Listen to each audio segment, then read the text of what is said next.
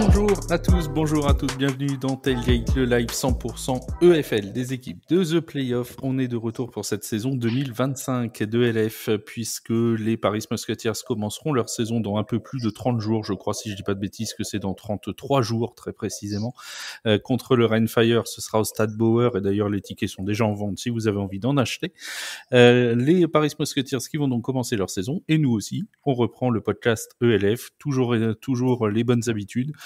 Tous les après-matchs, toutes les semaines où il y aura eu un match des Paris Musketeers, nous serons là, alors des fois en direct, mais des fois aussi juste en podcast, pour répondre à toutes vos questions, pour parler également de la franchise parisienne. Pour m'accompagner pendant toute cette saison et pendant ce premier live, mon Julien. Salut Julien. Salut tout le monde. Waïk est de retour dans la place. Salut mon Waïk. Salut, je tiens à préciser que j'étais à l'heure. Tu étais à l'heure et ton Mac a planté. Et nous sommes tous témoins. Enfin, t'étais à l'heure, t'avais 10 minutes de retard, mais pour toi, c'est être à l'heure. Donc voilà, t'étais là avant 21h, dirons-nous. Et notre invité très spécial, on est très heureux de l'accueillir. L'an dernier, vous savez, on a eu beaucoup de joueurs, on a eu même des dirigeants, il y a Franzi, il y a Marcangelo qui sont venus dans le podcast. Et cette année, pour commencer au top du top, on pouvait pas faire plus haut. Hein. On est allé chercher le propriétaire des Paris Musketeers, John McKeon, est avec nous. Salut John, comment ça va?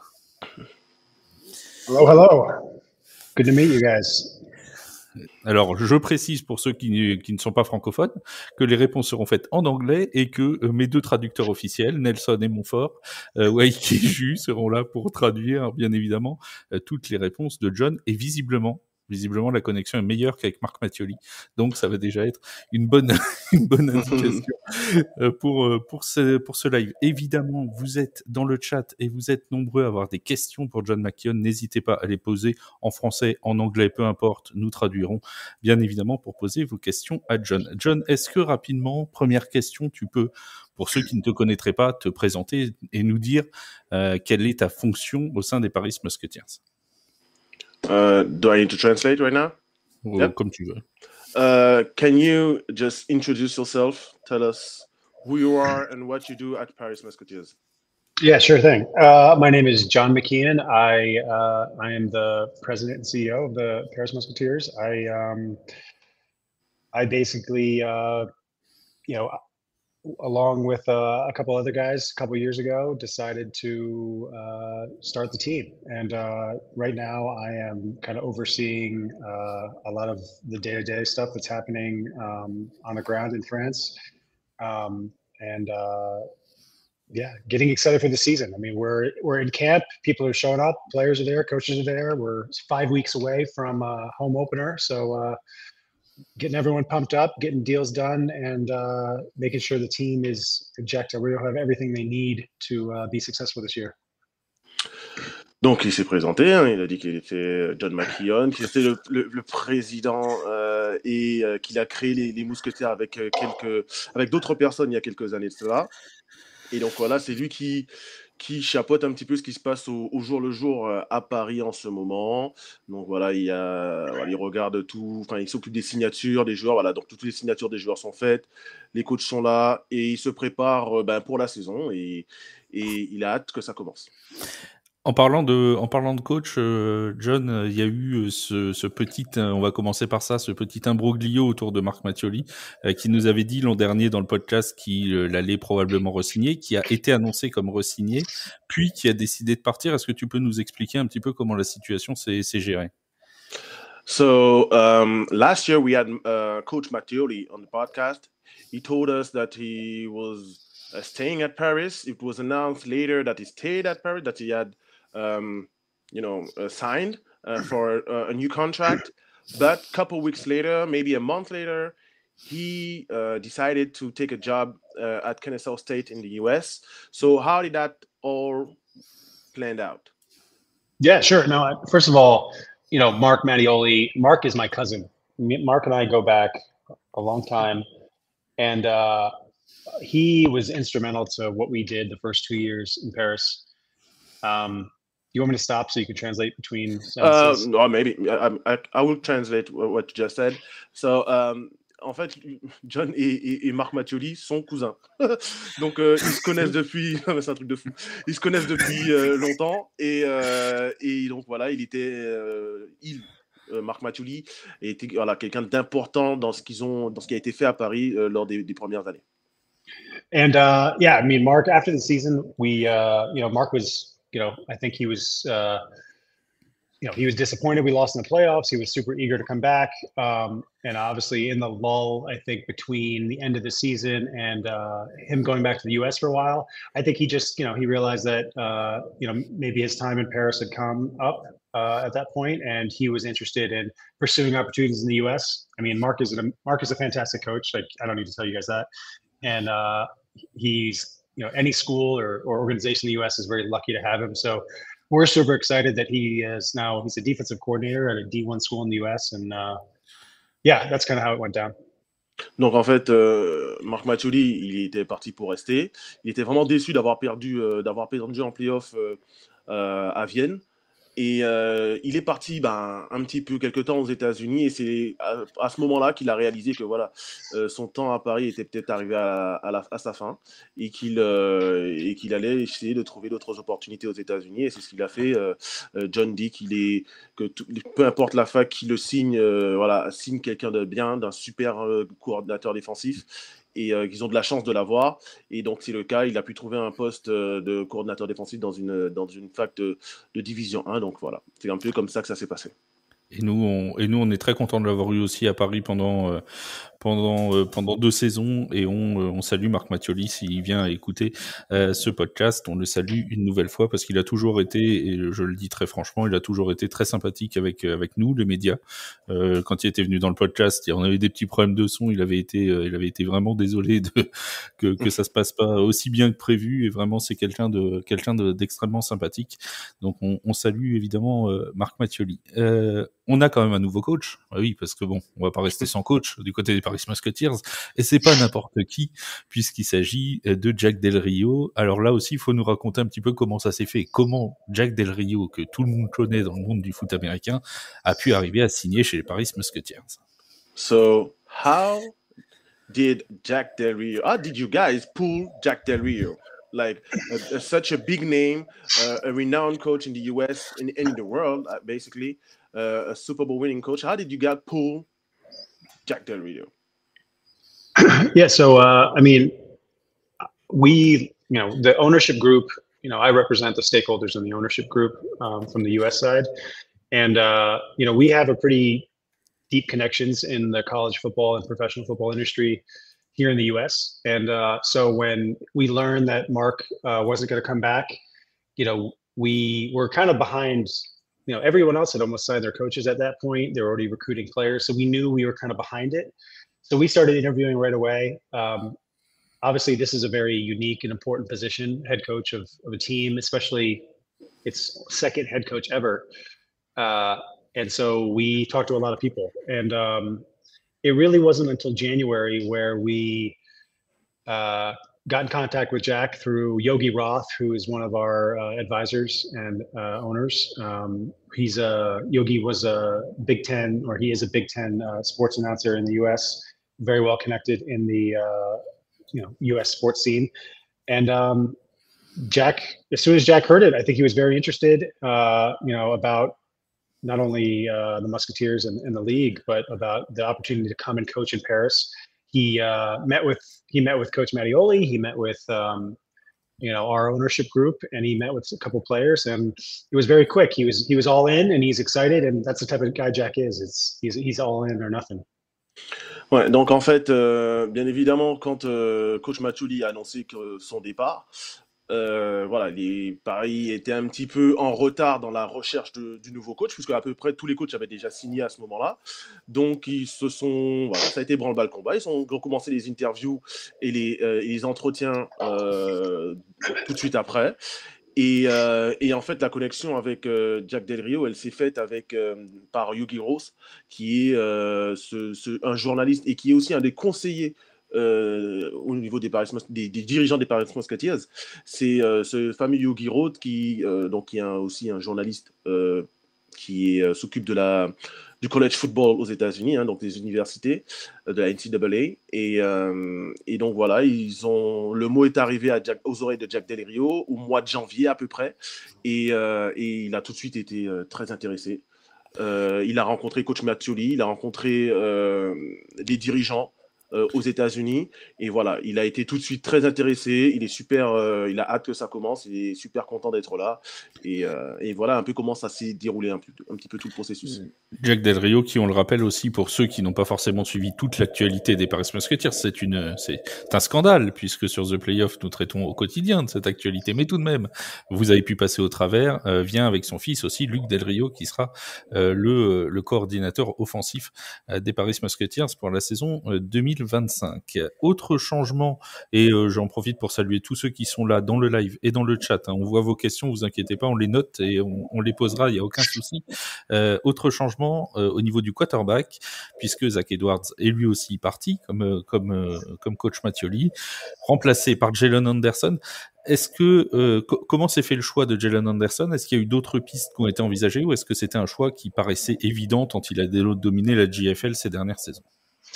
So after Coach Mattioli left, we heard that Zach Edwards was not coming back. So you guys decided to sign Jalen Anderson, who dominated the GFL for the past 2 years. What was the process behind that? Were there other quarterbacks that you guys were interested in, or was he the guy that you always wanted from the jump? Yeah, so Zach, we weren't sure, or Zach wasn't sure. Neither of us were sure if he was coming back until around Christmas time. And we had been talking with Jalen. I personally wasn't talking with him. It was another owner who was talking with Jalen, but it was happening all kind of at the same time. And we knew that Zach was, thinking about not coming back, which, Zach's a baller. Like any team would be lucky to have him. And the reason he wasn't coming back was not related to, us. It was his personal situation. But obviously, to be competitive in this league and to put the best product on the field, you need to have a really strong leader in the backfield. So that's why we were talking with Jalen as early as we were. And it was really when we got the coaching staff. We didn't have a coach at this point either. So we needed to, it's hard for players sometimes to commit to a team if you don't know who the head coach is going to be. So getting the head coach was our highest priority at that time. And then once we had Jack in place, obviously, a lot of guys are really excited to play under Jack. So I think that's kind of really what sealed the deal with Jalen. And we're super happy to have him. Yes, he's set records and he's an incredible athlete in the US and in Europe. And we're excited to see what he can do this year. Donc en fait, ils ont appris, courant décembre, que Zach Edwards n'allait pas revenir, même fin décembre, hein, pour être honnête, c'est plus vers Noël. Et c'est à peu près au même moment qu'ils ont commencé à parler avec Jalen Anderson. D'ailleurs, il précise aussi que Zach Edwards est un super joueur et que n'importe quelle équipe serait content de l'avoir. Et que voilà, s'il n'est pas revenu cette année, c'est pas pour des raisons footballistiques, ce sont pour des raisons personnelles qui lui sont propres. Donc voilà, ça n'a rien à voir avec le foot, c'est des raisons personnelles. Et donc Paris, bien évidemment, a eu du mal au début parce que la priorité des dirigeants et de la franchise était de trouver un head coach, parce que c'est dur pour des joueurs de signer et de s'engager dans une équipe sans head coach. Donc ils ont décidé de d'abord signer Jack Del Rio, le head coach, et ça a pu faciliter ensuite les signatures, notamment celle de Jalen Anderson qui s'est faite après, parce qu'une fois qu'ils avaient ça de fait, c'est-à-dire le head coach, ils ont pu finaliser la signature de Jalen et ils sont très contents de la signature et de l'avoir en tant que joueur de leur équipe. Question dans le chat qui rejoint celle sur Zach Edwards de Grislam, qui demande est-ce qu'on pense que Zach Edwards va rejouer en ELF encore dans le futur, si ce n'est à Paris, peut-être dans une autre équipe, ou est-ce que vraiment c'est fini pour Zach Edwards et l'ELF? Je peux peut-être répondre un peu, j'aurais pas la réponse à sa place, je me suis pas Zach Edwards, mais c'est vrai qu'on l'a vu un peu s'entraîner dans des stories, donc il continue de maintenir quand même une shape et d'être prêt peut-être à jouer au football.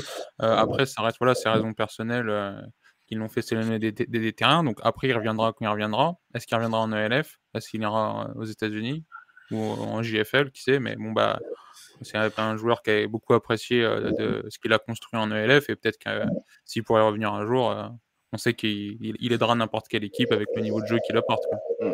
Do you know if Zach Edwards ever gonna come back in Europe, maybe in the ELF or GFL, another league, or is he done playing football? I don't think he's done. I think. I mean, I hope he doesn't come back to the ELF while this year. I don't want to have to play against him. I'll tell you that. No, I mean, I don't think Zach's done it all. I think he's been playing in Europe. I don't want to speak for Zach, but I know he's been, he's been playing in Europe for, I think, 5 years in a row now. So I think he was eager to be around his family and spend some time at home and pursue opportunities in the US as well. So yeah, like I said, I don't want to have to play against him, but he's a hell of a player. Donc il veut surtout pas que Zach Edwards ne revienne en ELF. Il veut pas jouer contre lui, hein. Bien évidemment, il dit ça en rigolant. Zach Edwards, il pense qu'il va revenir, qu'il n'a pas fini de jouer au foot. Ce n'était pas sa dernière saison. Là, bien évidemment, ça faisait 5 années d'affilée, plus de 5 années d'affilée qu'il jouait en Europe. Donc là, il avait aussi besoin de rentrer chez lui, d'être auprès des siens. Et pourquoi pas ensuite trouver une opportunité aux États-Unis ou autre part. Jules, tu avais une question, peut-être la question 2 que tu avais prévue. Ouais, je peux poser ma question 2. Parce qu'il y a Grislam qui a une question qui s'y rapproche un peu, donc comme ça, on va faire deux coups. So, John, I have a question. Are you considering possibly working with an NFL franchise one day, like the collaboration we've seen between the Seahawks and the Rainfire? Excuse me. Ah ouais, je peux que je la pose en français. I translate in French for the French people, sorry. Donc, je demande à John, en fait, si on verra un jour une collaboration entre les Paris Mousquetaires et une équipe NFL, un peu comme ce qu'on a vu entre le Rainfire et les Seahawks. Let's go, John. You can... Yeah, no, I think that, I think for sure. The New Orleans Saints have the NFL marketing rights for France. Très bonne franchise, très bonne équipe. Yeah. I mean, right now, I mean, it's no secret that the NFL is continuing to grow its presence in Europe with all the games that they're playing, the way that the global marketing rights program works. We'd be fortunate to partner with any team, the Saints or otherwise, or the NFL as a whole. Because I think we all have the same mission, and the mission is to grow the sport in France and Paris, in Europe, and we can help each other. So, very eager to have a partnership in place. Du coup, alors, il sait que pour l'instant, ce sont les Saints qui ont les droits, entre guillemets, commerciaux, je sais pas comment on dit ça. Droits commerciaux NFL en France. Voilà, commerciaux NFL en France en ce moment. Mais il n'est pas du tout contre l'idée d'établir un partenariat dans le futur avec une franchise NFL. Et ce serait même le but, en fait. My next question, after 2 seasons in the ELF, how do you view the progress of American football in France, and what strategies the Musketeers plans to promote even more to promote the ELF and the Paris Musketeers in France? Mm-hmm. Tu traduis pas? Oui, désolé. Il fait que en anglais. Il ne parle plus la langue de Shakespeare. Donc, je pose la question à John pour savoir un peu c'est quoi leur ressenti après 2 saisons des Paris Mousquetaires en France, leur ressenti sur le football américain, le développement du football américain en France, et est-ce qu'ils ont des plans spéciaux pour continuer à développer ça, quoi. So you can go, John. Yeah, so the question was the first 2 seasons, how it's been. Yeah, roughly? So after 2 seasons of playing football in the ELF, what do you see in the progress of the American football in France, and what do you plan to promote more the Paris Mousquetaires in France or the ELF? Mm-hmm. Yeah, so I mean, the first 2 years, I would say from there's the football perspective and there's the commercial perspective. Yeah. I mean, the first 2 years of football have been, incredible. I think across the league, the talent has gotten, it's iron sharpens iron. The talent has gotten better. I think the coaching has gotten better. I think some teams are ahead of the game. Some teams are catching up. But I think kind of the coalescing of the talents amongst less teams has you're drawing the best talent out of every country or every city or every market into one team, and I think that just provides a better product on the field, better performance, and something more fun to watch and more fun to play with. So I think the league is actually, from a football perspective, gotten a lot better. You saw us in year one figuring out who we are. In year two, really having a strong team, and I think in year three, I mean, I've been watching practice on Huddle, and I'm really excited for the team that we have this year. Donc voilà, il parle de la ligue, il dit que la ligue, le développement est incroyable. Concernant la ligue, on attire les meilleurs joueurs des pays qui y participent. Donc ça permet aux joueurs de progresser, et au football américain dans son ensemble de progresser, en tout cas en termes de niveau. Et il dit concernant Paris que la première année, c'était un petit peu pour essayer de savoir qui on était vraiment, et la deuxième année, elle a été vraiment bien. On est arrivé en play-off, on a pu se développer correctement au niveau sportif, et donc voilà, il pense que au fil des années, le niveau il va monter de plus en plus, quoi.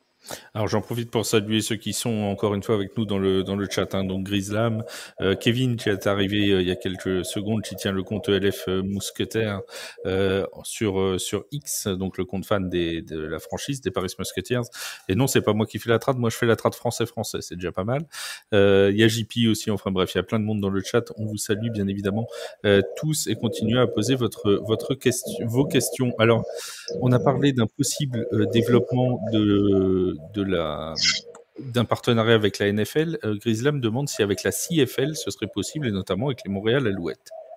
Would it be possible to have a partnership with the CFL team, maybe the Montreal Alouettes, because Quebec, they speak French, we're French. A partnership would make sense for. Ça m'arrange. Yeah, no, I don't disagree. I know that a lot of our players have played football in Canada at some of the U Sports schools in that area. We haven't had any talks with them yet, but it completely makes sense. Obviously, the sport is a little bit different, but I think the language and the culture and the fact that we get a lot of our players from there, that would be a good partnership as well. Je peux développer un peu là-dessus? Oui, vas-y. Je pense que justement, au niveau des partnerships qu'on posait la question, justement, peut-être qu'on aimerait peut-être tous un jour voir les Saints être partenaires avec les Mousquetaires. Oui. Je pense qu'au niveau CFL et autres ligues de football professionnel, ça serait peut-être un peu plus compliqué. Il y a eu une époque où la CFL avait eu des discussions avec la XFL en 2020 et ça s'est jamais fait, tu vois. Il n'y a pas eu de fusion. La CFL, c'est quand même une ligue qui a plus de 100 ans, donc c'est un vieux truc, ça survit très bien. Mais par contre, pour les joueurs, ça reste des super opportunités. Là, il y a eu Luis Gaillard et Pablo Araya. Luis Gaillard, qui est un très bon receveur du Surge, et Pablo Araya, qui était un cornerback des Madrid Bravos. Ils ont fait le combine CFL là, il y a quelques semaines. Et donc, et je crois que là, j'ai plus la date exacte de la draft CFL, mais en fait, c'est aussi une plateforme. En fait, tout simplement, les joueurs font une bonne saison en ELF, peuvent être après retourner jouer en CFL, revenir en ELF et un jour faire un peu comme Maceo, faire un NFL IPP, quoi. Donc, c'est plus, je pense, pour les joueurs que ces ligues ont des intérêts, quoi. Alors, il serait pas contre un partenariat. Il dit même que ça fait sens, puisque évidemment la langue est à peu près la même, les cultures se ressemblent énormément, et il y a beaucoup de joueurs qui jouent au Paris Musketeers, qui sont passés notamment par la CFL, voire par des facs ou des cégeps au Canada. Donc c'est un un partenariat qui pourrait faire sens. Alors ils ont pas de contact encore pour l'instant, mais peut-être à l'avenir, si ça se fait, ça ferait sens. Alors, question toujours sur les changements qui sont observés. On a parlé des quarterbacks, on a parlé du coach. Est-ce qu'il y a des changements dans l'organigramme de direction, que ce soit président, GM, etc., dans cette nouvelle saison? Is there any changes? We talked about the quarterbacks, we talked about the coaches. Is there any other changes that we don't know about in the organization as a whole? I mean, you talk about like beyond football. Like, I mean, Yeah, we haven't announced quite a bit of players and coaches yet, but those things are coming.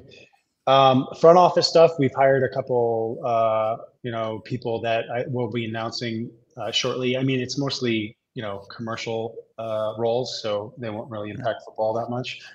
But yeah, I mean, there's nothing I can like announce right now. But yeah, I mean, I think as part of any organization, we're growing and changing. We get new coaches, we get new players, and the same thing happens on the front office. So it's all kind of to grow the business and grow the team and improve, what we're doing in the future. And going in year 3, it's an important year, so we gotta do a good job. Donc ils ont recruté, alors c'est plutôt au niveau commercial, donc ça c'est pas vraiment des gens qui ont un rapport avec le foot, mais voilà, il y a du recrutement à ce niveau-là. Et après il dit aussi qu'il va y avoir des changements au niveau de l'organigramme, mais ça il peut pas encore trop l'annoncer. Il dit que voilà, ça fait partie du processus d'une franchise. De se développer, de changer. Il y a des gens qui arrivent, il y a des gens qui partent, et ça fait partie de la vie d'une franchise.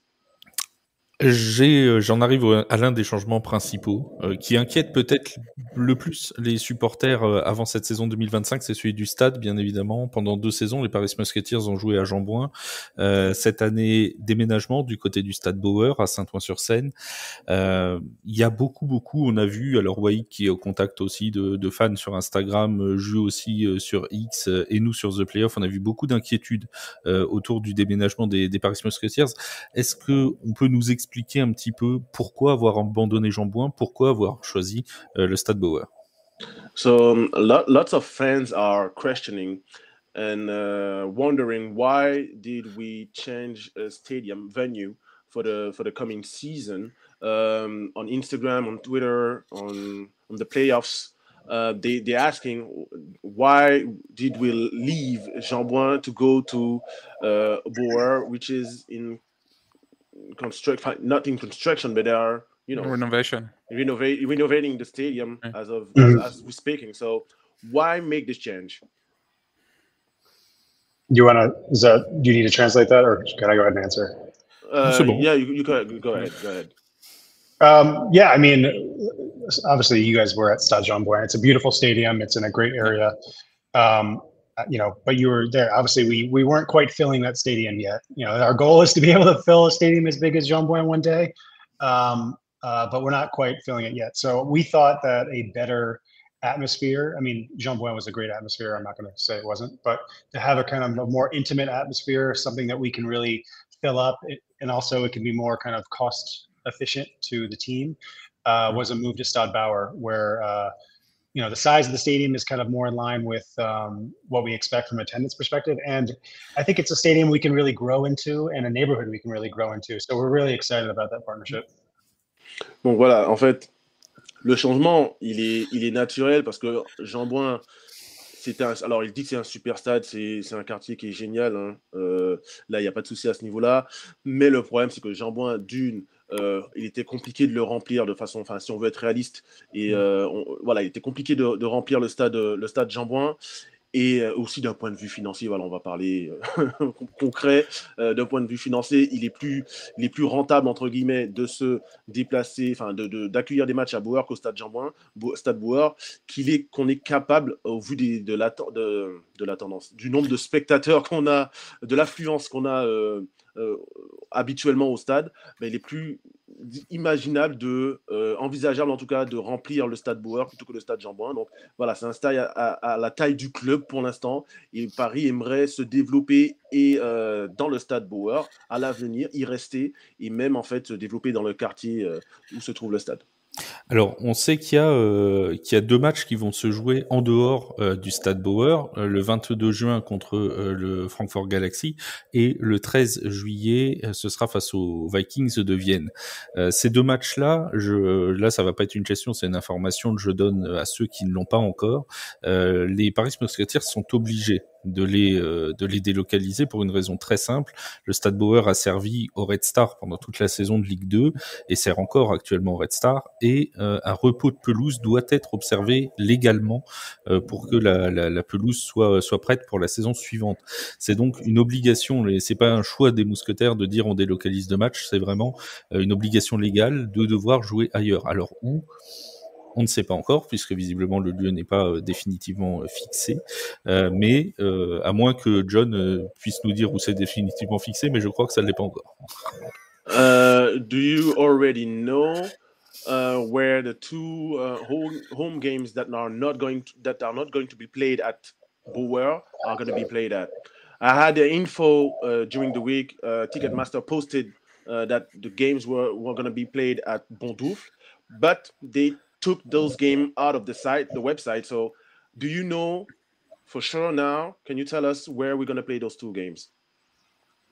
I mean, until, I could say we're close to announcing where they're at. We're not, obviously, until things are like finalized or until the ink is dry, we can't communicate out. But like, we've been working really hard the past couple of months to like basically find a home for everything that works. And unfortunately, there's limited options in Paris. There's not a ton of stadiums for us to play in. So, we'll be making an announcement officially really soon.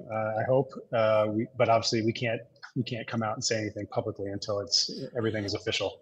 Do you think there is a situation when you have to relocate a game in other city, like last year for the playoff game in Valenciennes? I mean, I hope not. I mean, again, like the goal, we're the Paris Musketeers. The goal is to play in the greater Paris area, all of our games. Last year was super, it was tough because it was an Olympic year. The Paralympics were playing in Paris, and we had to basically make those arrangements in like a week to figure out how we could host that game. So ideally, no. I mean, ideally, all of our games are in the Paris area. Okay. But again, if we need to, we're going to put on a good game wherever we go. It's just we have to kind of work with the cards we're dealt a lot of the times. Donc, je peux traduire.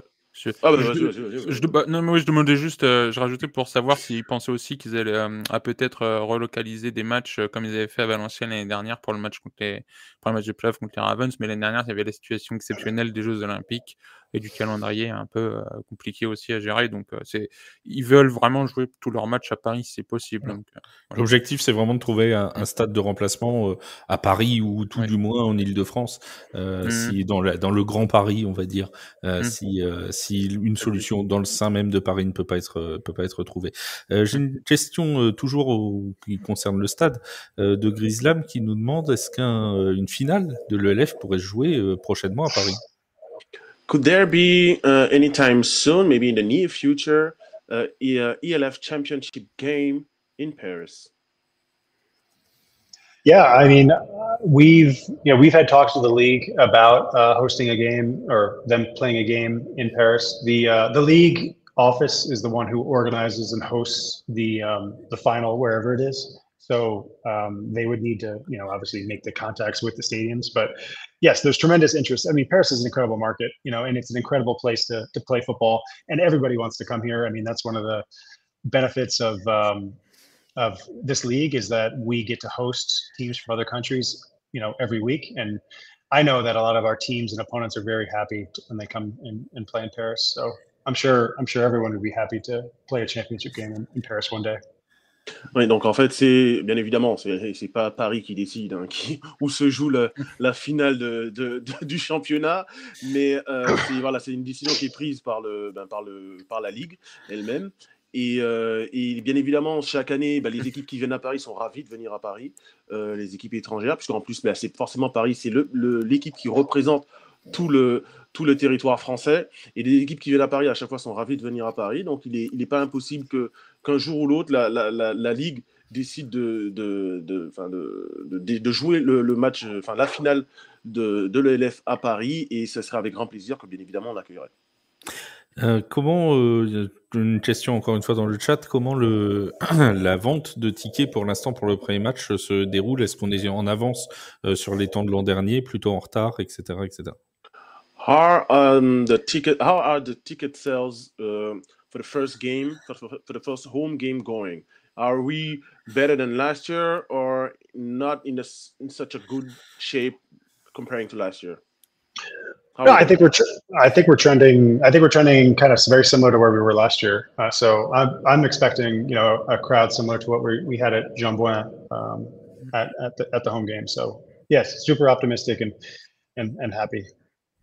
Donc, pour l'instant, c'est à peu près comme l'année dernière. Il pense qu'il attend il s'attend à avoir à peu près la même affluence à Bauer pour le premier match que ce qu'on avait la saison dernière au stade Jean-Bouin. Est-ce que je peux poser la question de Bijak là vite fait? Mais vas-y. Ok. Avant qu'il aille se coucher, on salue Bijak au passage.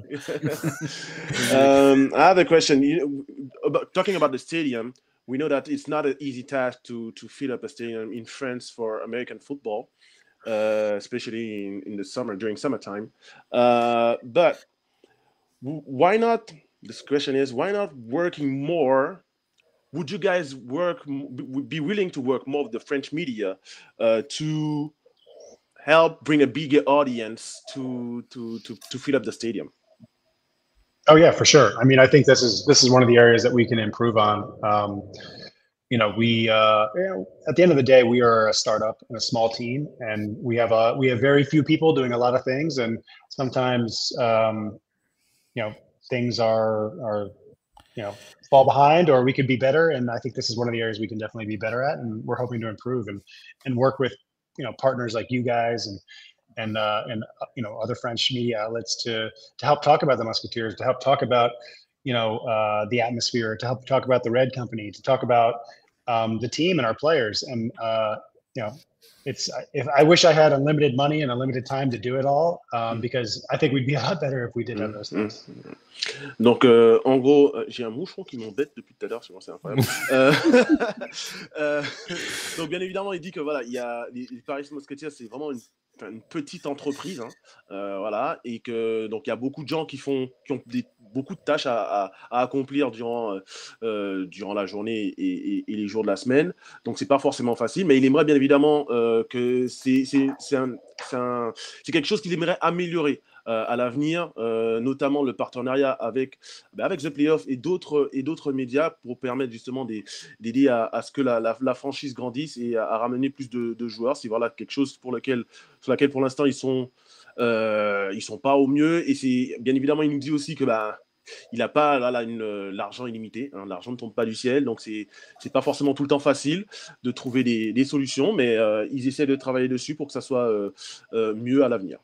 J'en profite juste avant ta question, Julien, et pendant que tu parles, Wake, de cette entente entre les médias et les Paris Musketeers. Je remercie une nouvelle fois le pôle communication, notamment des Paris Musketeers, qui nous accorde pour une deuxième saison sa confiance et qui fait en sorte que on pourra encore cette saison avoir un podcast de qualité avec des joueurs, avec des dirigeants de la franchise des Mousquetaires, et on les en remercie grandement, puisque ça fait maintenant 3 ans qu'on essaye de travailler main dans la main avec les Paris Musketeers, et que de manière très sympathique, ils font confiance à un média qui n'est sans doute pas le plus grand du pays, mais qui en tout cas parle de leur franchise et fait de son mieux pour promouvoir l'image des Mousquetaires. Voilà, si tu veux traduire, tu peux.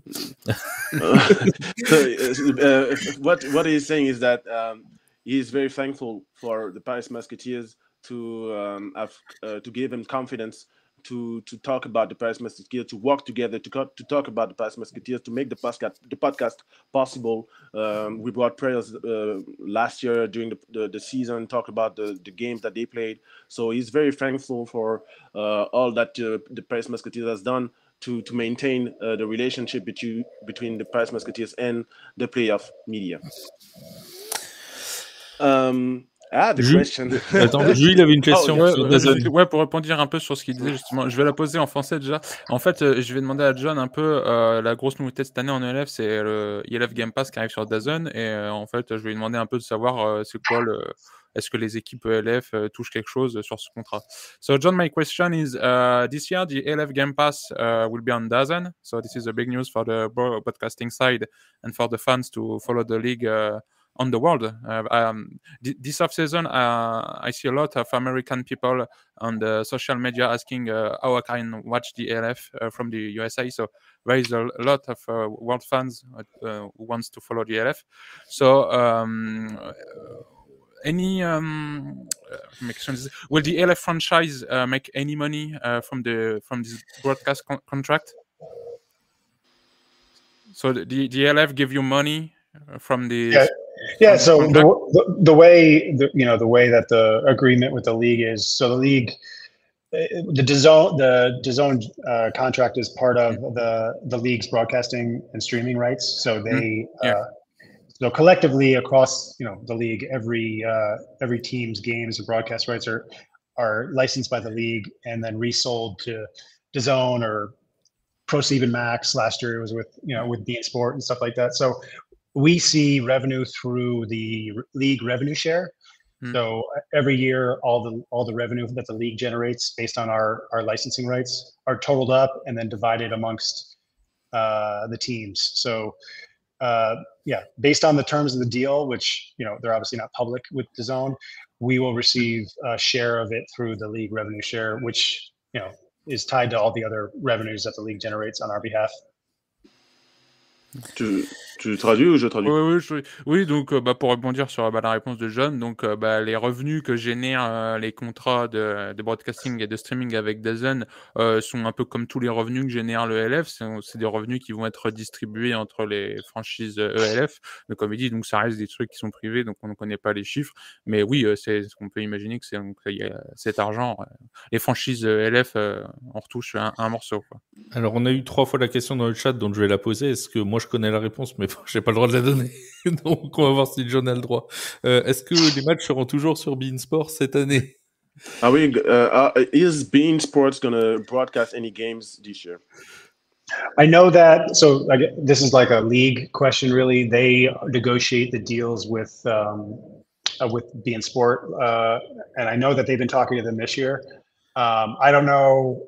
They haven't announced anything yet, so I don't know the answer, honestly. It could be on beIN Sport, it could be somewhere else, but it'll definitely be on DAZN and the Game Pass. Donc pour l'instant, pas de réponse. Il sait que la Ligue et beIN Sport sont en contact, qu'ils discutent, mais bien évidemment, il n'a pas, pour le coup, il n'a pas de... honnêtement, il n'a pas de réponse. Il ne sait pas du tout. Donc, ce qui est sûr, c'est que voilà, les matchs seront disponibles sur DAZN et sur le Game Pass ELF. T'avais une question, oui. Oui, j'ai une question. Oui, j'aime.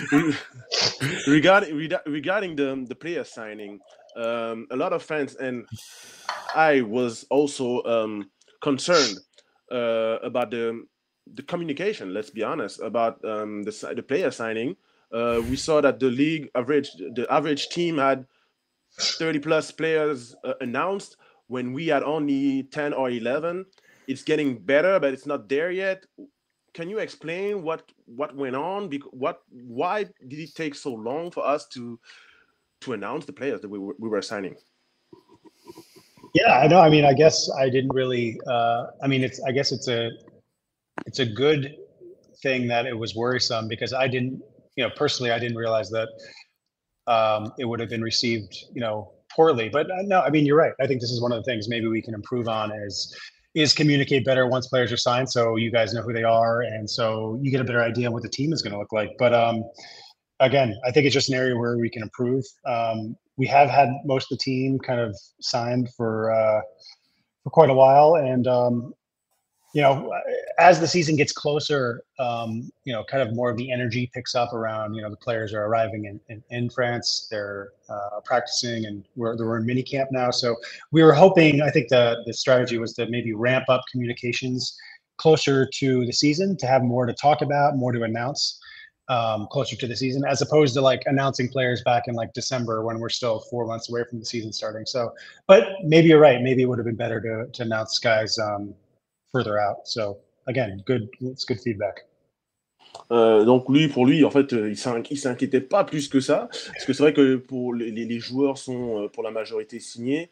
Donc c'est vrai que là, il le dit, comme il le disait à la fin, pour eux, ils ne voyaient pas forcément l'intérêt d'annoncer les joueurs dès le mois de décembre ou janvier. Surtout, le championnat il ne commence qu'au mois de mai. Mais c'est vrai que c'est bien de... Voilà, il dit que c'est intéressant de savoir que les gens ils s'inquiétaient justement des signatures des joueurs. Que c'est peut-être la communication sur les signatures, c'est quelque chose sur laquelle ils devront faire mieux à l'avenir. Et donc voilà, lui, il ne s'inquiétait pas. Les joueurs, ils étaient signés. Ils ont préféré les annoncer plus tard. Et les annonces, de toute façon, vu que la saison va arriver et que les joueurs sont en minicamp en ce moment, les annonces vont arriver elles aussi. Il y aura plus d'annonces. Et comme ça va donner des choses on pourra parler. On va avoir de matière à parler, justement. On pourra faire un podcast. On pourra refaire un podcast justement sur les signatures et avoir une bonne idée de l'équipe. Roster oui. Voilà. I can say we're announcing 2 more players tomorrow, so you can. Voilà. Okay. Okay. Donc Nice. voilà, 2 joueurs vont être. Il vient de dire que 2 joueurs vont être annoncés dès demain. Donc soyez prêts sur les réseaux et moi aussi. Parce que on reviendra sur ça en détail plus tard, tu vois. Parce que même, là, je pensais à un truc dans ma tête pour en parler là, mais je vais le garder pour la prochaine émission. On reviendra un peu sur la communication off-season de l'ELF avant le podcast de saison régulière, tu vois. Est-ce qu'on n'a pas le droit d'en avoir un de joueur? Is it possible to have a clue, a name of a player that's going to be announced tomorrow? Juste un sur 2? One of 2? So we're going to announce a player, a French player who who hasn't played for us yet, and he's played for other ELF teams.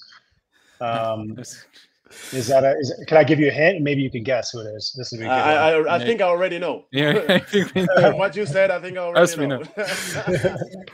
All right, good. C'est un ami de Wake, non? His last name starts with an F? Yes, it does. Et c'est un très bon ami de Wake. On n'a pas donné de nom. Edouard respire, on n'a pas donné de nom. Okay, so it starts. The first name starts with a K and the last name with an F. That's right. You got it. There's no hiding anything from you, Wake. I know you know everything. I don't know. Just know. I'm trying to know everything, but you won't let me know everything. Is Anthony Maungu coming back this year? Because I don't remember if I've signed a 1-year deal or 2-year deals last year. Yeah, we signed him to a 2-year deal last year, so he's coming back. We'll make some clarity on a post about that too. Because I know there is a lot of players with Vienna that sign a lot of 2-year and 3-year deals, especially this off season, but also last year. So when Vienna talk about communication of signing players, a lot of these guys have already signed 2-year deals last year. Mm-hmm.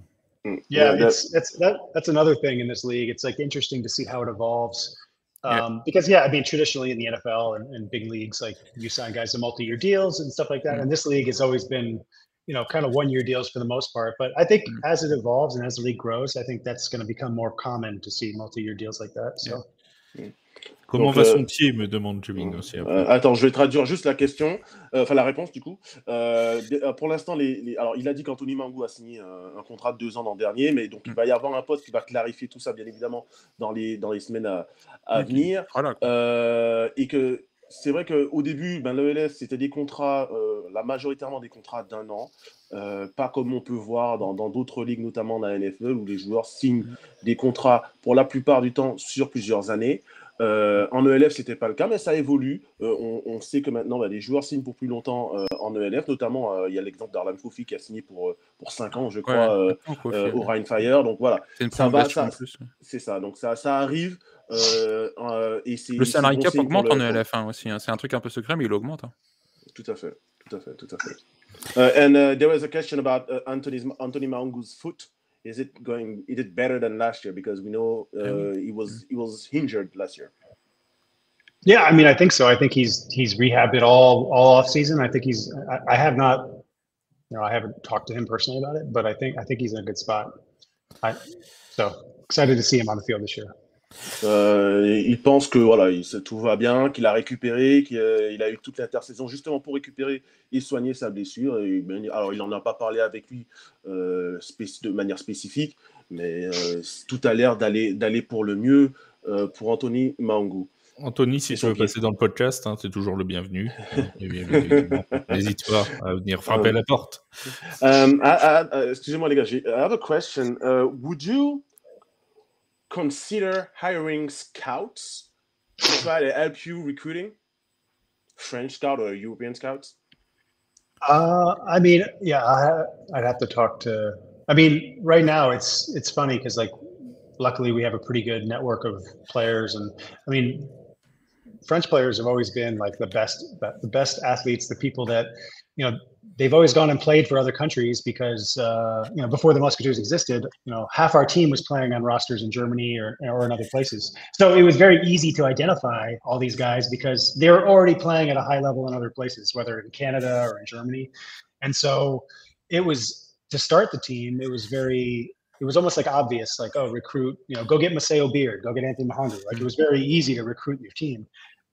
But now, as we're developing and as we're growing, you know, you need to find newer, younger guys who are going to come up and develop and be, you know, the future Musketeers. And I think that's where, yeah, I think we working with the federation, working with other clubs on identifying talent or, you know, finding scouts. I think, you know, some of our coaches have, you know, that we, you know, Archil, you know, you guys know Archil, like, you know, we have a lot of really good French coaches on the staff that like know a lot of the French. I played with Archil. I played for the La Flash de la Courneuve in 2009, and Archil was my receiver. I played tackle. Archil was receiver. Like I've known Archil for like 15 years. So like he's well connected. He knows guys out there. But to answer your question, yes, I think, I mean, scouting and developing talent is a core part of the future of French talent and Musketeer players.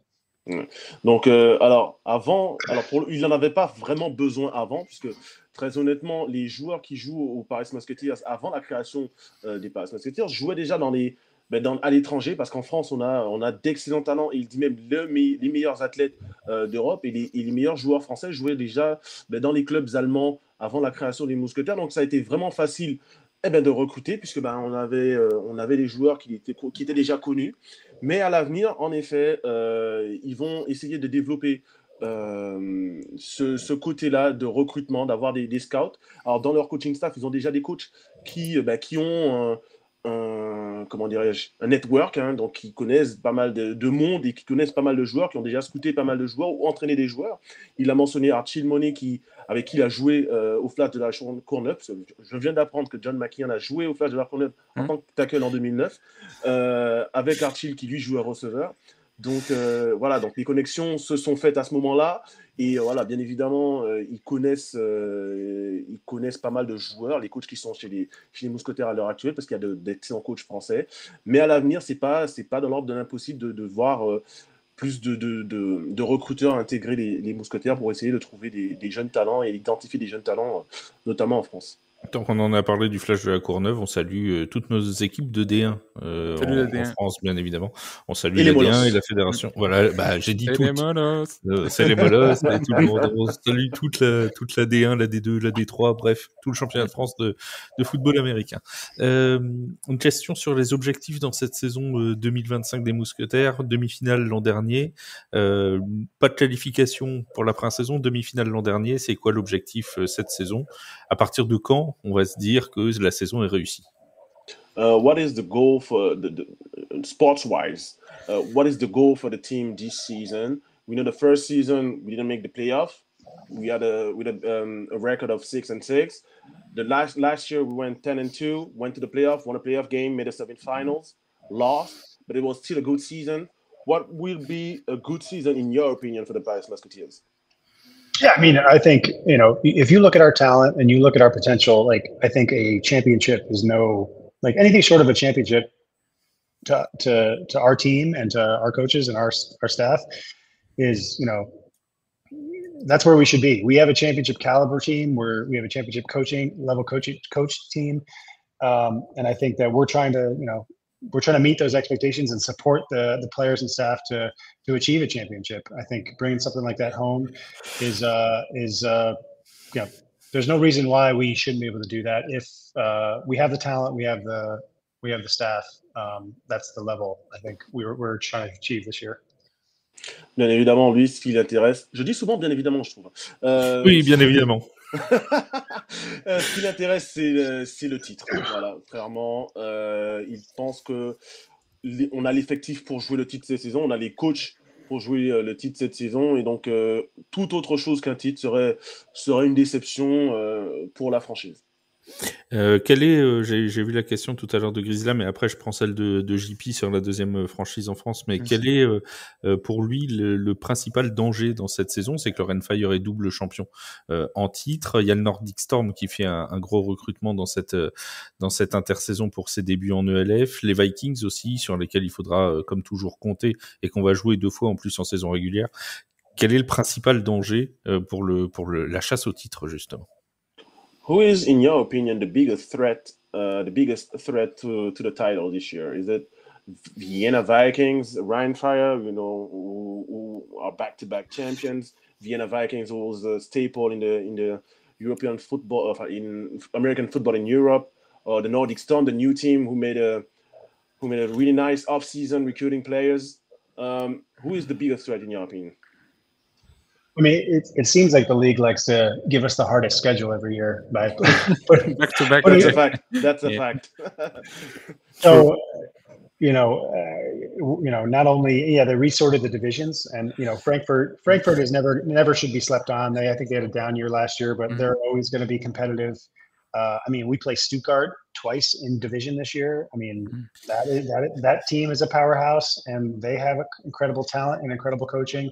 Obviously, Vienna reloaded plus some. So that team is incredible.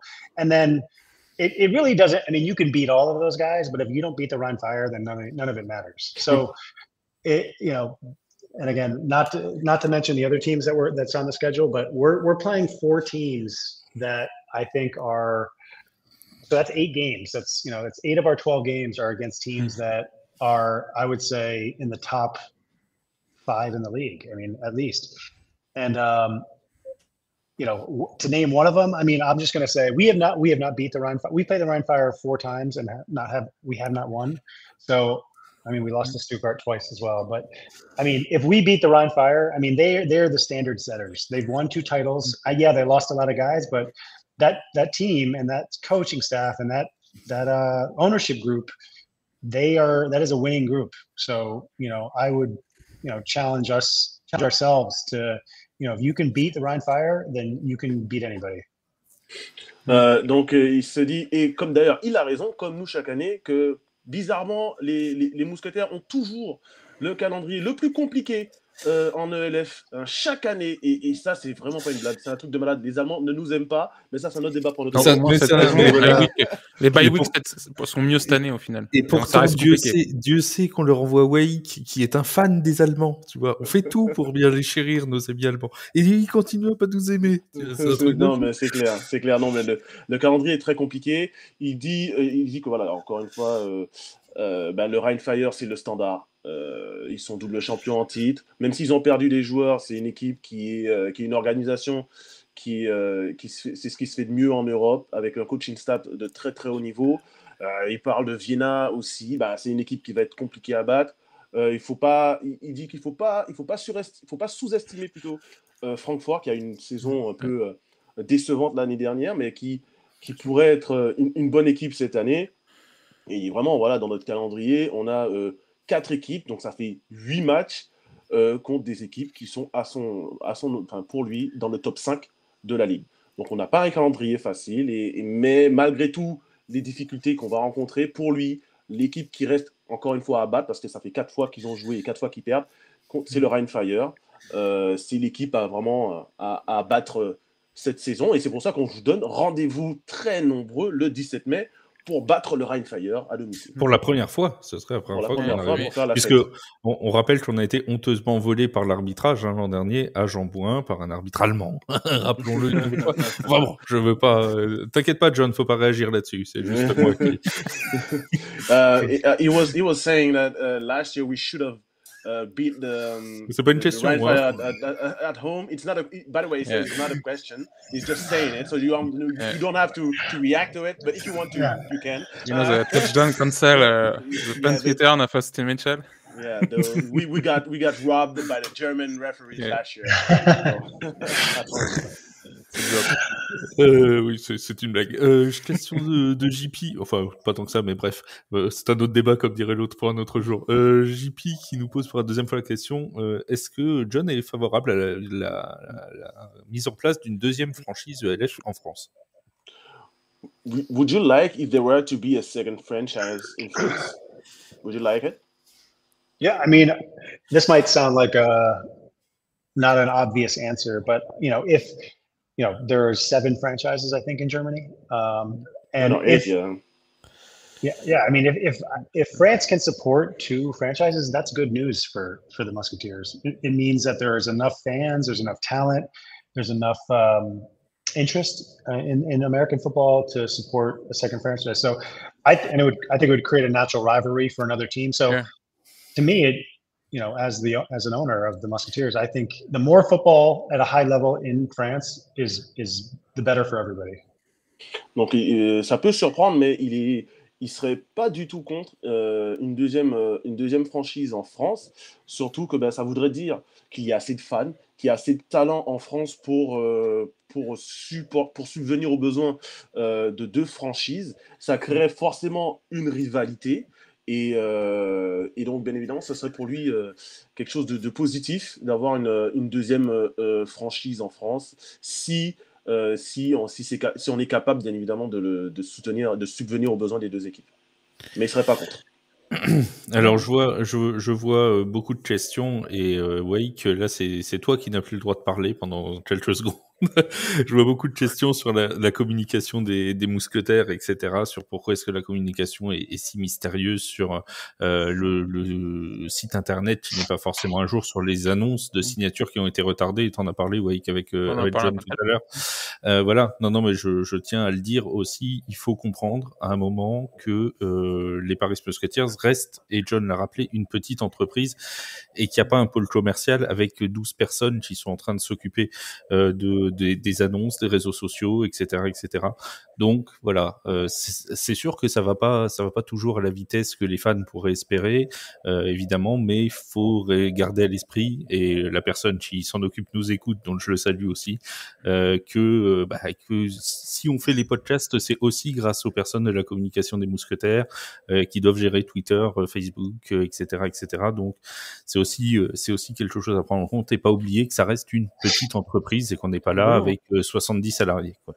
Et cette année, il y a vraiment pour moi le combo quand même, changement d'head coach, de QB1, de stade, les nouvelles divisions. Donc toutes les équipes sont pas autant affectées par ce truc-là. Il y a des équipes quand même encore plus et qui changent de propriétaire. Et donc faut aussi souligner que c'est un peu long des fois pour certaines équipes de publier certaines choses parce qu'ils ont beaucoup de choses à gérer, quoi. Attends, est-ce que je peux poser une question sur les objectifs aussi je peux poser une question sur les objectifs, mais au niveau de la franchise elle-même, pas forcément sportif, pour cette saison. What are the goals? Now we talked about the goals regarding the team, but what are the goals for the franchise going into the season regarding attendance, economics, and everything? What are the goals for you? Yeah, I mean, we're going into year 3, so I think we have some challenges against us. Where we moved to a new stadium, obviously, and we have to make sure people come to the game, and we have to put on a great experience at the games. I think that's one of the biggest reasons that one of the most important reasons why people go to American football games is because they want to have a good time, they want to bring their families, they want to have a good experience. And we have to organize an event that people are willing to come to and support us. And then I mean, as a front office, I look at my ultimate job as making sure that the players can play the game, the coaches can coach the game, and then we can put a good team on the field. But we also have to make sure that the fans have a good time, and we're giving them an experience that they want to come to. So that's kind of, we've been learning a lot. Like, we're a young organization. I didn't come from a background of putting on large sporting events. So, we're trying to improve year over year on the experience for the fans and the players, the experience for the coaches, experience for everybody coming to a Musketeer game, whether that's, merchandising or food and beverage or, transportation and even communication. So, I would say, our goal this year is to kind of get 1% better or, 10% better than we were last year.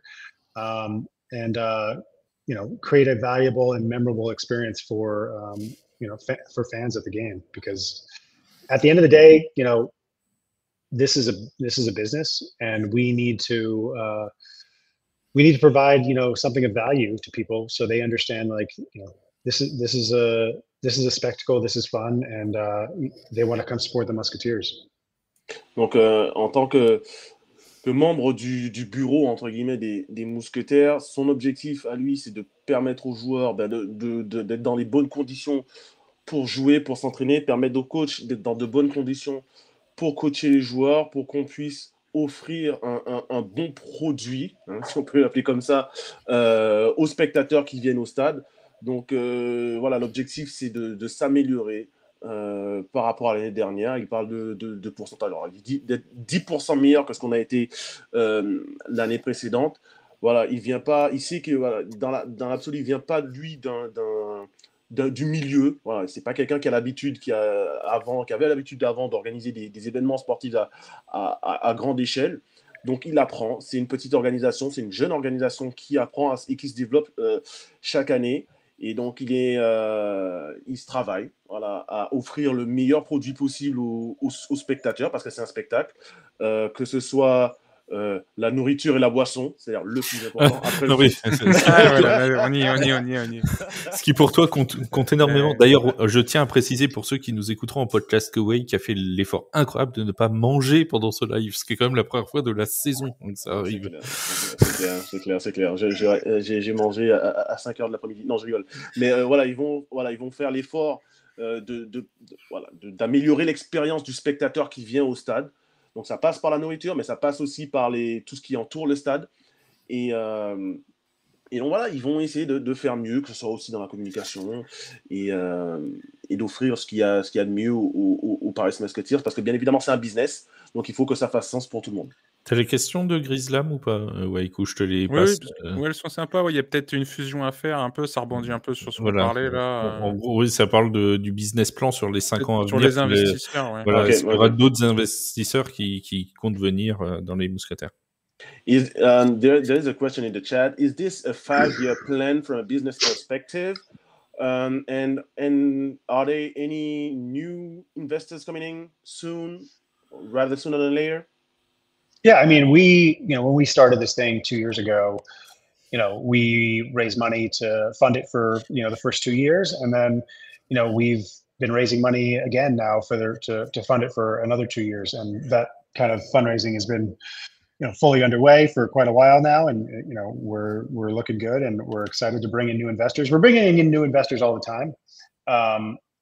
So the one thing about this project, which makes it so exciting, is that, the investors, just like, myself and all of us here, believe in the future of American football in France and in Paris, and believe in the Musketeers. And luckily, the last 2 years have proven that we can build a product that is entertaining, that is fun, that you want to participate in.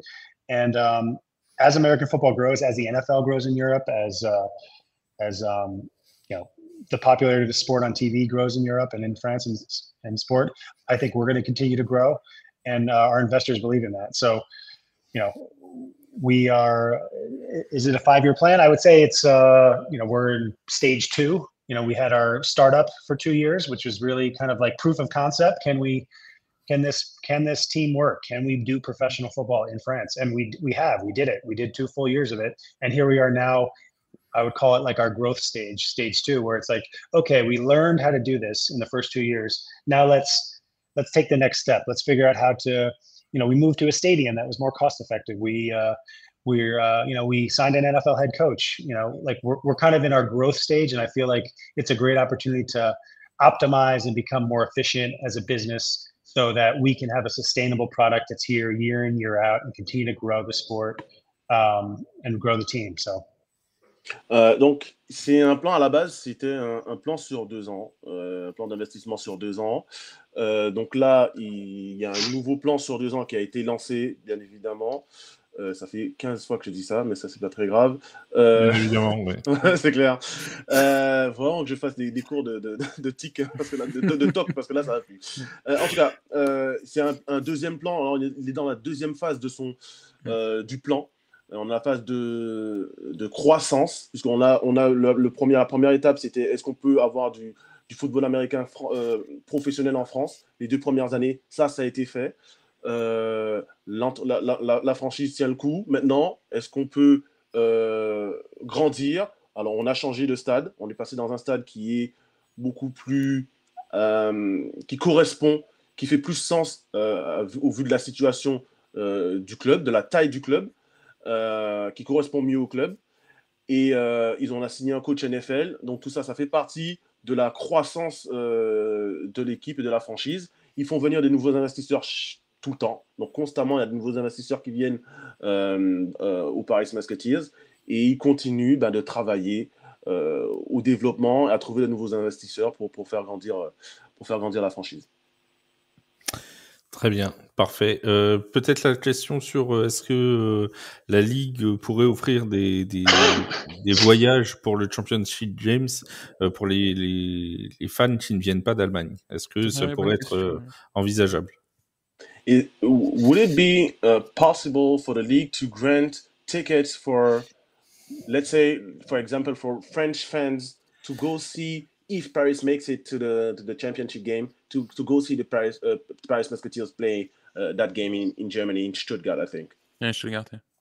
Yeah. I know that the league reserves blocks of, for that game, for fans of those games. So I don't think they're selling out everything. I think they reserve blocks. But this is a good question. I could go back to our league contacts and see what kind of packages or ticket blocks can be reserved for Musketeer fans. Donc normalement, il sait que la Ligue réserve des places en tribune, un certain nombre de places en tribune pour les fans des équipes qui se déplaceraient. Mais il faut quand même qu'il vérifie avec son contact dans la Ligue pour être vraiment sûr de comment ça s'organise, tout ça. Mais normalement, en effet, si Paris ou quand Paris ira en finale, on aura des places seront réservées aux fans des Mousquetaires et bien évidemment nos chers membres et de la Red Company, dont je fais partie maintenant officiellement puisque j'ai payé. Hein, donc, et voilà, Flash et Julien, vous savez ce qu'il vous reste à faire. Et ce sera fait dans les toutes prochaines heures, et ce sera d'ailleurs, on va faire un compte The Playoff en général, comme ça, au moins on sera tous membres de la Red Company. C'est une annonce en exclu, Greg, ça arrive, t'inquiète pas, nous allons être membres de la Red Company. D'ailleurs, une petite question sur la Red Company, mon cher Wake, pour demander à John ce qu'il en pense de ce soutien des meilleurs fans d'Europe. What do you think about the Red Company? As we say, the best fan in Europe. How important is it for you, in all seriousness, to have such a group of fan base, a group of fans that are invested in supporting the players and the franchise wherever they go? No, I mean, I think it's super important. It's been amazing to watch, like, it all come together, and like, that's one of the things that's so impressive when we talk to people about the team is that, Gregory and like his group, like they're self-organized, and these guys are, I mean, it's really amazing. And we're so proud and happy to have them support us. Our guys, like, they probably recruit guys better than we do. I mean, people see them cheering for us and they want to come play for us. So it really is fantastic. And we're so happy to have them involved and part of this, and want to continue to grow that relationship. Donc ouais, il est super, super content, bien évidemment, d'avoir la Red Company en tant que fan, en tant que club de supporters. Le travail qu'ils font est extraordinaire, il le dit encore une fois. Et en fait, même dans la façon de supporter, ils aident littéralement les Paris à recruter parce que les joueurs adverses, ils voient comment on soutienne en tout cas la Red Company, la franchise, ben, se disent ah, ça donne envie de venir jouer pour cette franchise, mais voilà, sérieusement, il est vraiment très fier et très content de pouvoir échanger avec Greg et de voir comment ce groupe en fait, de supporters s'autogère et s'est créé, s'est formé tout seul et comment il se développe. Et il est vraiment très fier de les avoir comme fans et de pouvoir compter sur eux chaque match. Et notamment le 17 mai à Bauer, donc n'hésitez pas non plus à aller renforcer ce groupe de la Red Company. Les adhésions sont en ligne depuis aujourd'hui. Greg, tu m'arrêtes si je dis des bêtises, mais je crois que c'est ça.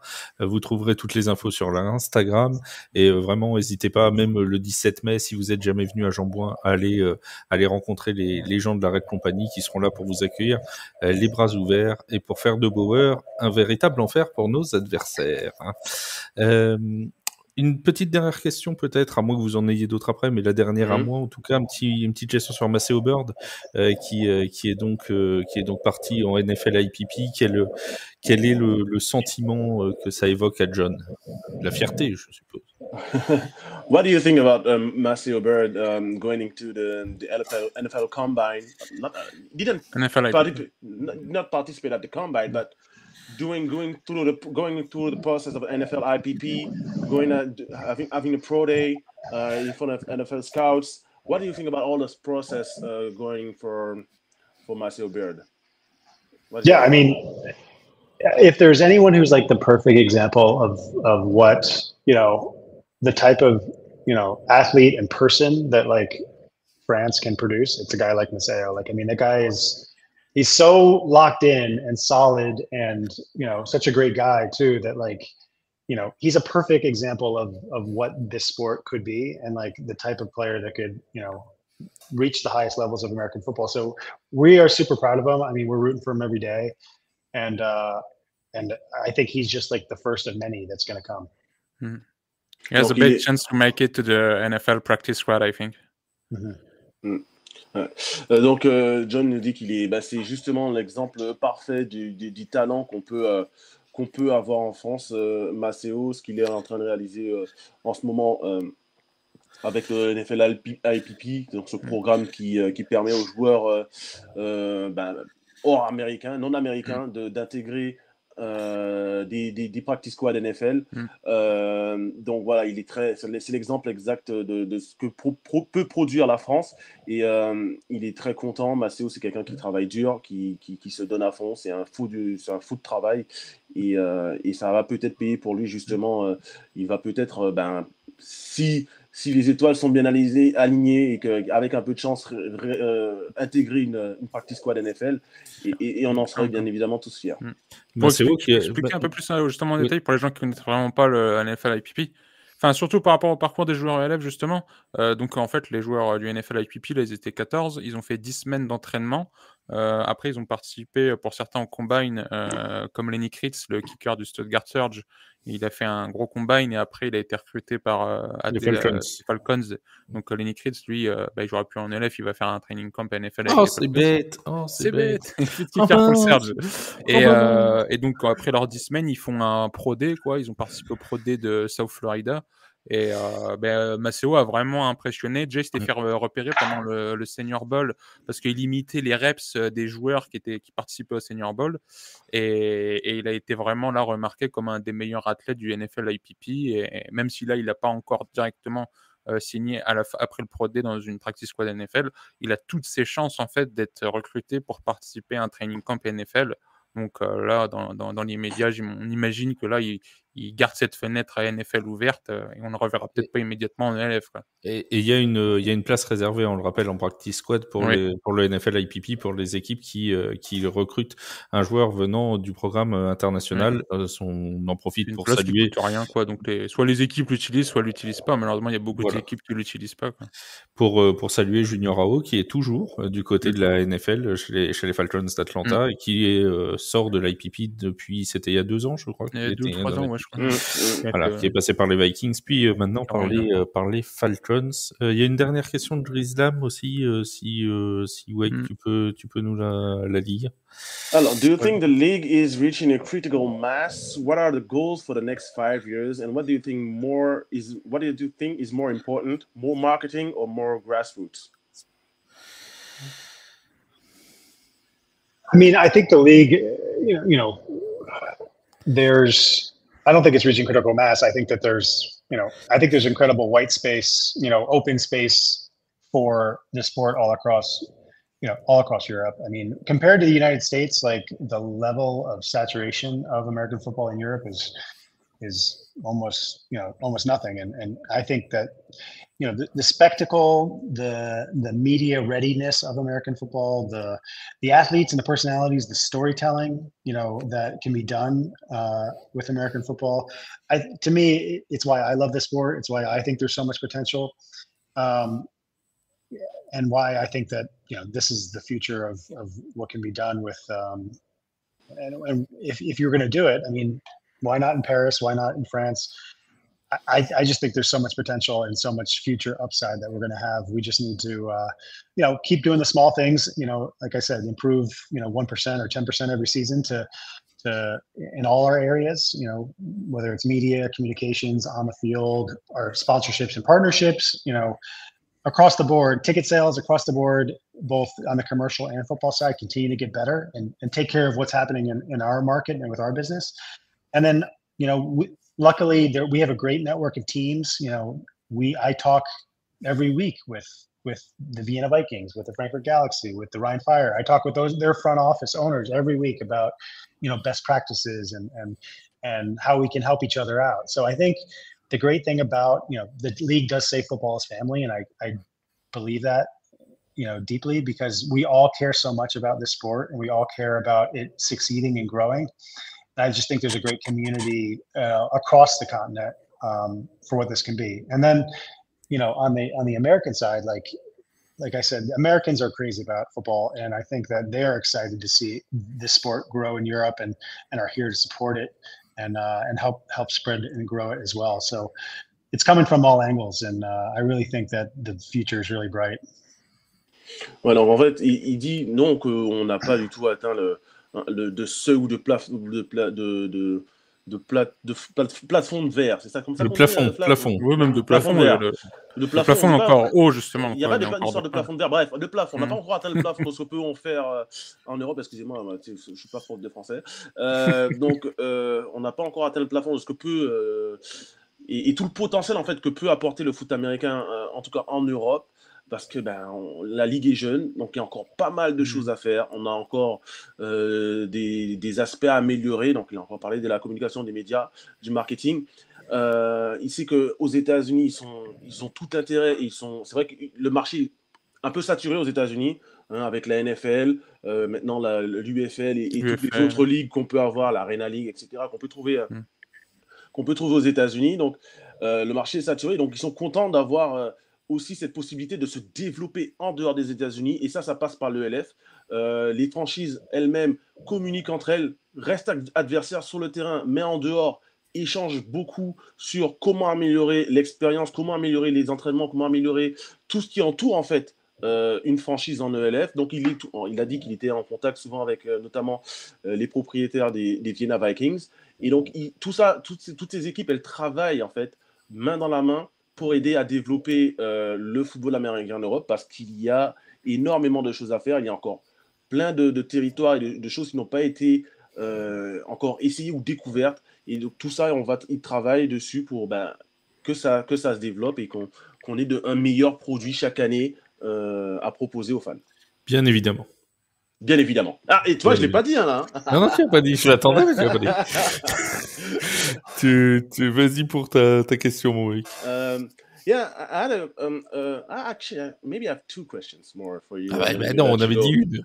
Maybe to let you go after that. Thank you. First of all, thank you for the time. It's been a pleasure having you on. When will we have a media day for maybe and if we have one, it might be a good idea to invite some fans who are season ticket holders, maybe, I don't know, which are still waiting for the tickets, by the way. We've been receiving, messages on Discord, on Twitter, on Instagram. On fait la plateforme d'écoute des fans des Mousquetaires. We do your customer service, basically. And if there is a media day, maybe when will it be, and if maybe will the fan be able to come to the media day? Mm-hmm. Yeah, that's a good question. I mean, I know we're definitely planning one. I think a lot of it is making sure, like, all of our players have just arrived. Like, I think some are still not there yet. I think we're missing 1 or 2 coaches too, but everyone is almost there. So we wanted to make sure everyone was there before we did something. It just, that kind of wanted, and we also wanted to give the team a little bit of time to gel. First time the players, a lot of players have met each other. First time the coaches have met any of them, really. So we wanted to give the players a chance, players and coaches a time to settle in and get there. But yes, we'll have a media day, and obviously invite the media. And then I think it's a great idea. We need to sit down and figure out exactly. I think we have an idea of when it's going to be, but I don't want to overpromise and underdeliver. So we'll stay tuned, and Ito, our main man, will communicate out to everybody, when and where and the format. But it's definitely happening. Okay. Donc, il va y avoir un Media Day organisé incessamment sous peu par les Paris Musketeers. Ça, c'est la personne qui s'occupe de la communication, si je ne me trompe pas, qui s'appelle Edouard, qui doit s'en occuper. Alors, ils ne l'ont pas encore fait pour l'instant parce que les joueurs, pour la plupart, ne se connaissaient pas. Donc, ils laissaient aussi le temps aux joueurs d'apprendre à se connaître, tout simplement, même par rapport aux coachs. Les coachs ne connaissaient aucun joueur, on ne va pas se mentir. Donc, ils apprennent aussi à se connaître. Attends, Jack Del Rio ne connaissait pas Stanley Zerigbe, ne connaissait pas Mamadou Sy.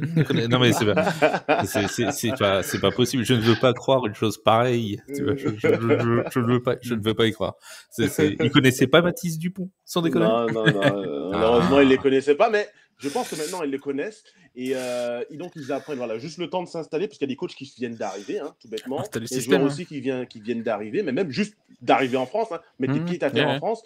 Donc ça, ils viennent d'arriver. Il faut leur laisser le temps de tout simplement s'installer, d'apprendre à se connaître. Il y a même encore des coachs, 1 ou 2 coachs qui ne sont pas encore arrivés. Pareil pour 1 ou 2 joueurs qui ne sont pas encore arrivés, qui ne vont pas tarder à arriver. Mais bon, il a une date en tête, mais il ne veut pas non plus nous promettre une date et au final que ça ne se fasse pas. Donc on attend pour l'instant, ça va se faire. Et peut-être en poussant un petit peu, en mettant un petit coup de pression pour avoir quelques fans lors de ce Media Day, ça serait sympathique. Et une journée complètement ouverte aux fans, genre un entraînement, des entraînements, etc., ouvert aux fans. Would it be possible to have an open training session for the fans and the media? I think so. We'd have to check with the staff. Like I said, we want to make sure we're sensitive to Jack's, schedule and his need. He doesn't want to. He's a serious head coach. He doesn't want to have anything interrupted or interfered. And I know, we're giving him a tight schedule to put a team together. But yeah, I would love to have the fans there. I think them seeing the team in advance and having an open day where people can come observe and meet the guys. I think they do that. I remember doing that in college in the U.S. I played pro football, college football here in the U.S. and we would do that. We'd have a day where we'd meet all the fans and do that. So yes, I think it's a great idea. I just want to make sure. I want to make sure everyone is on board and we can make sure we have a good date that works for everybody. Ouais, donc voilà, en fait, il est pas du tout contre l'idée. Il pense même que c'est une plutôt bonne idée. Mais pour que ça se fasse, il faudrait aussi que Jack Del Rio, le head coach, soit déjà d'accord parce que il a son programme tout bêtement d'entraînement. Ça fait pas longtemps qu'il Il est se lève à arrivé. 2h du mat. Et... Et il a dû monter une équipe à la va-vite entre guillemets assez rapidement avec très peu de temps. Donc il veut être sûr qu'il soit déjà d'une ouvert à l'idée. Il sait que lui qui a joué au college football aux États-Unis, c'est qu'il y avait une journée à chaque intersaison où c'était ouvert aux fans. Open practice, quoi. Voilà, en open practice ouvert aux fans. Donc dans l'idée, il n'est pas contre, mais il faudrait que ça puisse convenir au programme d'entraînement prévu par Jack Del Rio. Je note qu'il a dit que Jack Del Rio était un entraîneur sérieux. Alors que bon, c'est vrai que nous, on se démarque pas par notre professionnalisme, on va pas se mentir. Donc bon, c'est pas trop notre truc, quoi. Donc bon. It would be nice to have an open practice for the Red Company, so they can practice too, and they can the player that come here for the first time can hear the song before the first game of the regular season. Yeah, for sure. Donc Julien qui a proposé une journée pour la Red Company pour qu'ils puissent s'entraîner à chanter leurs chansons et que les joueurs apprennent aussi s'habituent à écouter les chansons chantées par la Red Company et qui nous trouvent des surnoms et tout. One quick last question from my part. What is the franchise in a good shape? Can you because like I said, we're going back to the off season. People were wondering what's going on. People were afraid because we had no clue what was going on, which player had signed or not. Mm-hmm. So it raised questions from the fans mostly. And like I said, we do customer service, but we don't have the answers. So we kind of always say, oh, they're working, but we don't have any answers. So what is this? Can you assure the fans that are here listening that everything is going as planned, that the franchise is okay, and so forth? Yeah, I mean, listen, I mean, I would love to say everything goes as planned, but I think Mike Tyson says, every time you think you have a plan, you get punched in the face, and then there goes your plan. So that's kind of what a startup business is. I mean, I'm an entrepreneur. I've worked in startup businesses my entire career, and you kind of constantly adjust and be flexible and be solutions oriented. And I think that's what this group is. The ownership group, the coaching, the players. We are a resilient bunch of people that we believe in this. We have the passion and the belief that this is a great team and a great business. So yeah, I mean, I'm all in. I'm all in. I know our players are all in. I know our coaches are all in. The off season is the off season. I mean, I think there's a little bit of natural slowdown in communication, and we're also trying to figure things out. There's a lot of things we had to figure out this off season and improve. So we're obviously not going to communicate things that we don't even know are 100% figured out yet. But yeah, I mean, we're not going anywhere. I mean, the Paris Musketeers are here. We're improving. We're, like I said, I think we've shown signs that, we are committed to this with, bringing in Jack Del Rio, by bringing in Jalen Henderson, by, you talk to our players, the guys that are with us, a lot of them have been with us for 2 years. And, I hope that they see and communicate that, we take care of them. Everyone's getting paid, everyone's getting housed, everyone's getting, equipment and stuff. So we're doing all the things that a team, we think a pro team should be doing to support a successful season and a successful team. And we're going to continue to do that. And I think that just like we ask our players to perform well and practice well, and from an ownership perspective and from a front office perspective, we have to do the same thing. So again, I'm excited about what we're going to be able to do this year. I'm excited to improve, and I'm excited to welcome all the media, all the fans to game day, to meet our players, to celebrate wins with the Red Company, and to have fun on summer weekends this year and celebrate wins. So. I hope that answers your question. Yeah, it does. And it was a long answer too. But Mais c'est pas grave, t'as une belle mémoire. Je sais que tu as Sure. une grande mémoire. non, en fait, ce qu'il dit, Fais comme Nelson, t'inventes les trois quarts, sinon. Non, mais tout. Oui, la Bible, tout va bien. C'est un entrepreneur. Il a remercié Jésus, je crois, non? C'est un entrepreneur, il a fait ça toute sa vie. Voilà, c'est une petite organisation. Ils travaillent chaque année. Ils sont investis. Ils vont pas partir maintenant. Ils sont là pour rester. Donc ça, il veut vraiment l'affirmer et le redire encore une fois. Ils sont commit, comme on dit, et ils sont investis pour rester à Paris et ils travaillent. Hein, donc, comme ils demandent aux joueurs d'être bons sur le terrain et de jouer, aussi en tant que propriétaire et membre du bureau des Paris Musketeers, ils se doivent aussi de travailler et de faire en sorte que la franchise aille bien. Et donc, voilà, ils travaillent. Et c'est vrai que pendant la saison, l'intersaison en tout cas, il y a une période creuse. Donc voilà, il n'y a pas grand-chose qui se passe. Non, mais plus long que la NFL. Hein. Et tout à fait, tu as raison. Donc l'intersaison, elle est longue, elle dure quasiment 9 mois. Donc forcément, donc il y a des creux. Donc ils travaillent, ils sont pas là pour bouger.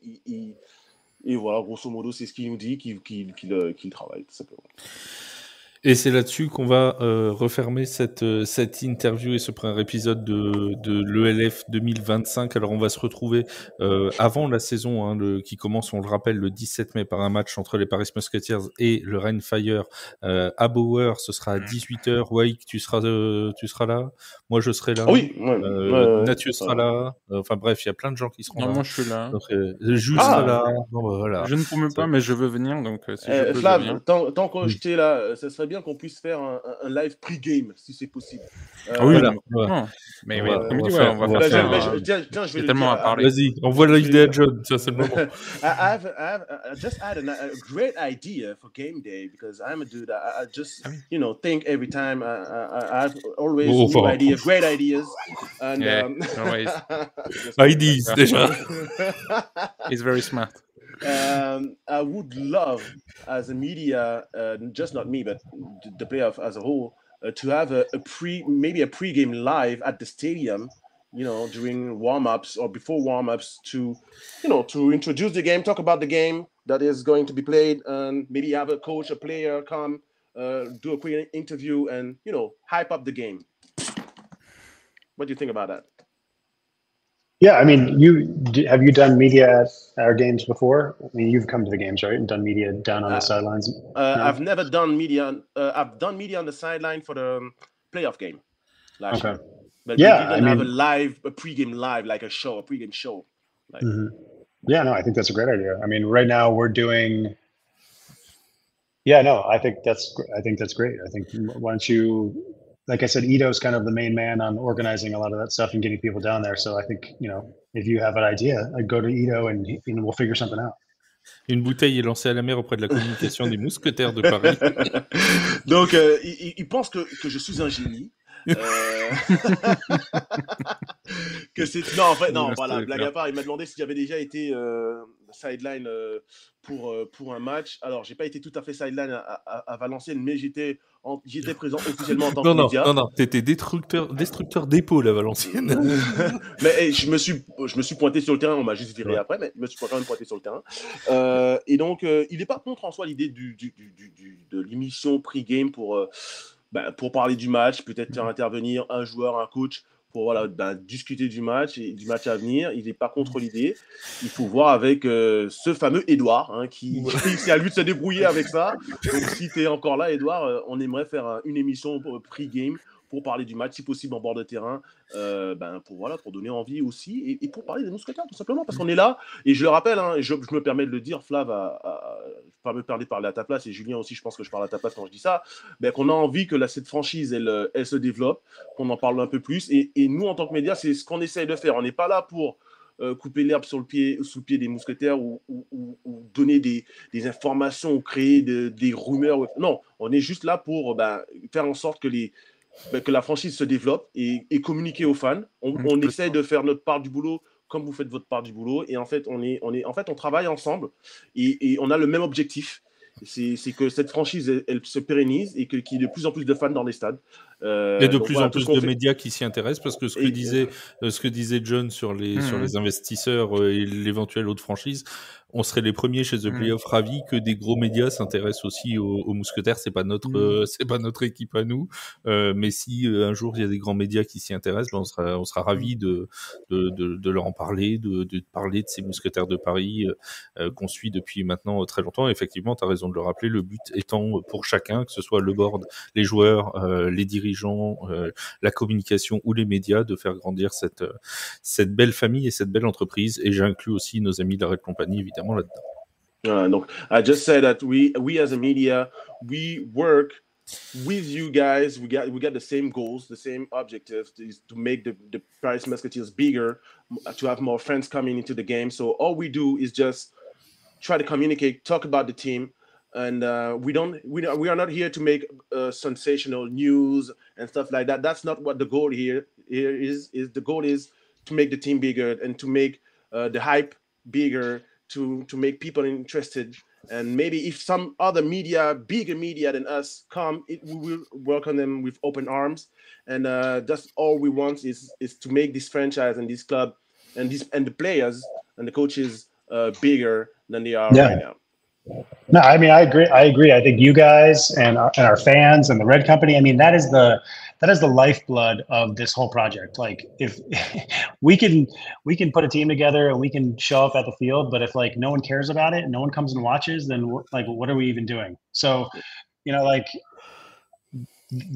I think the relationship between the Musketeers and the media, with the playoffs, and with our fans, I mean, that's what it's all about. Like, there's really nothing else higher than that. Donc, bien évidemment, il est d'accord. Il dit que c'est vrai que les médias et les fans, et notamment la Red Company, sont vraiment ultra importants dans cette idée de développement de l'équipe, et qu'il est content de travailler avec nous et notamment d'avoir encore une fois la Red Company comme femme pour supporter cette équipe. Et Greg le rappelle, et on n'en a pas parlé, effectivement, on va leur faire un gros coucou. C'est les cheerleaders aussi des Paris Musketeers, parce que elles font partie de l'équipe aussi, et c'est vrai qu'on n'en a pas parlé. Alors, un coucou aux Paris Cheers, bien évidemment. On devrait les appeler les Paris Musketeers. Et voilà, ça serait... Encore une idée de génie. On comprend pourquoi c'est Edouard à la communication et pas Wake. Vous pouvez tout de suite de comprendre pourquoi, bien évidemment. En tout cas, un grand merci Jules d'avoir été là, un grand merci Wake. On se retrouve sur The Playoff pour la NFL. Ce sera demain un podcast NFL qui parlera notamment de la situation des quarterbacks, de l'arrivée de Joe Flacco du côté des Browns, des soucis d'Derek Carr avec son épaule chez les Saints. Bref, il y aura un petit programme et aussi on parlera des Bills de Buffalo. Bref, ça c'est pour la NFL et pour le LF. On se retrouvera avant la saison régulière à l'écrit sur le site de The Playoff, où une preview complète, un guide de la saison sera fait, et en podcast la semaine précédant le début de la saison régulière, on viendra parler de toutes les divisions, des équipes à suivre, mais aussi de l'effectif des Paris Musketeers, puisqu'à ce moment-là, on connaîtra tout le monde. Donc, on pourra bien évidemment en parler. On fera peut-être même ça en live aussi pour. Oui, il y avait beaucoup de bonnes questions. Donc, si on n'a pas tout répondu, repassez. On révoquera ces sujets-là peut-être en live. Ce sera sympa. Il y a aucun souci. Un grand merci encore à Jules, un grand merci Wake d'avoir fait la traduction et d'avoir été là ce soir. Et évidemment, un immense merci à John McKeon d'avoir répondu à nos questions et de nous avoir accordé plus d'1h30 de son temps pour parler de toute la franchise. On vous souhaite à tous une excellente saison 2025 qui va bientôt commencer dans 30 jours. Prenez vos billets pour aller supporter les Paris Musketeers contre le Renfire. Ce sera le 17 mai à Bauer. Merci beaucoup à tous et à très vite sur The Playoff. Salut tout le monde. Thank you. Thanks. Thanks, guys.